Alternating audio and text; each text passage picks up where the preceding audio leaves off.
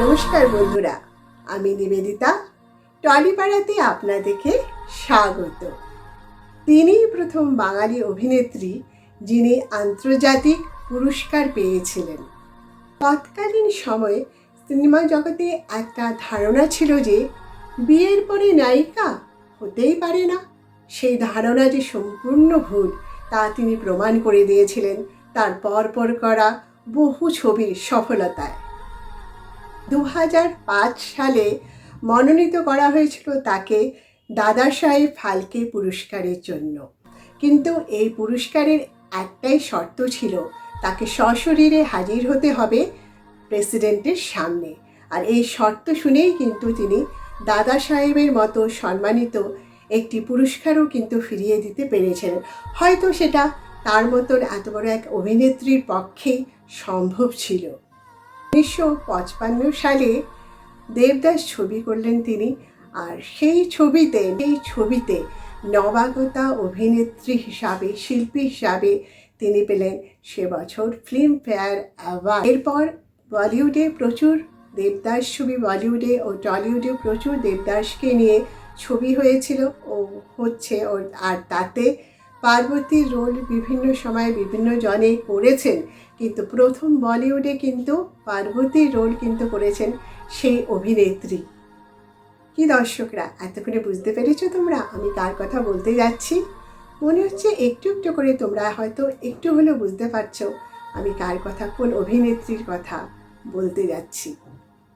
এখানেই কিন্তু শেষ নয়, আরও রয়েছে ওনার সম্পর্কে অনেক অজানা কথা, অনেক জানা কথা। শুটিং ডেট না থাকার জন্য বিশ্ববিখ্যাত পরিচালক সত্যজিৎ রায়ের ছবি দেবী চৌধুরানীতে অভিনয় করতেও কিন্তু তিনি না করে দিয়েছিলেন। অবাক লাগার বিষয় যেটা, তার প্রথম যেটা ছবি শেষ কোথায়, সেই ছবি কিন্তু আজও মুক্তি পায়নি। আর তার নাম উচ্চারিত হলেই কিন্তু একজন প্রবল আকর্ষণীয় ব্যক্তিত্বময়ী সুন্দরী এক নারীর ছবি কিন্তু ভেসে ওঠে আমাদের মনে। প্রত্যেক পুরুষরা যারা রয়েছেন তাদের মনে সাড়া দিতে পারেনি এই নায়িকা বা এই অভিনেত্রী। তার যে সৌন্দর্য ছিল, তার যে ব্যক্তিত্ব ছিল, তার পুরুষ মানে সাড়া দিতে পারেনি, তা হয়তো হয়নি। কেবল আত্মবিশ্বাসের অধিকারিণী ছিলেন এই অভিনেত্রী। অসাধারণ অভিনয় শৈলী ও সাবলীল অভিনয় উপহার দিয়ে পরপর তার অনেক ছবি কিন্তু সফলতা অর্জন করেছিল। তিনি কখনো সপ্তপদী ছবির অ্যাংলো ইন্ডিয়ান মেয়ে রিনা ব্রাউন, আবার বা কখনো পাঞ্জাবি ও বাঙালি মা বাবার সন্তান বিপাশা, আবার কখনো হারানো সুর ছবিতে ডক্টর রমা, আবার কখনো বা কমেডি নির্ভর ছবিতেও তিনি কিন্তু অভিনয় করেছেন সেই একইভাবে।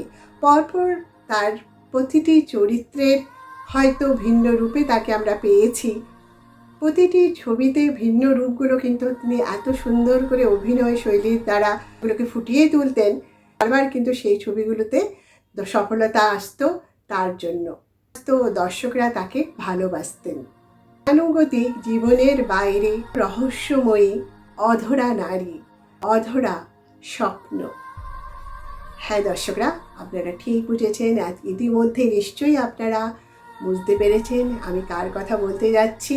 সর্বকালের সর্বপ্রিয় অভিনেত্রী, আমাদের বাংলার অভিনেত্রী, সচেতন করে থাকবেন মহানায়িকা সুচিত্রা সেন।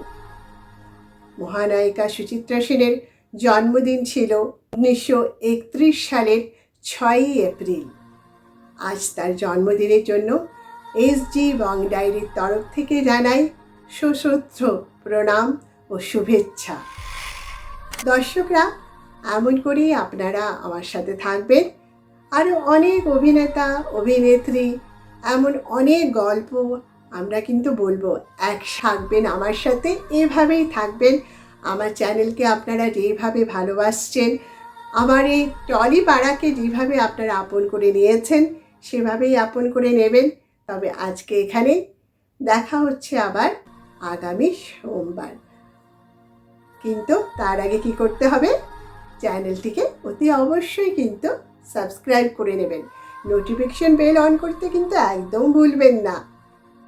তবে দর্শকরা, আজকে এখানে নমস্কার।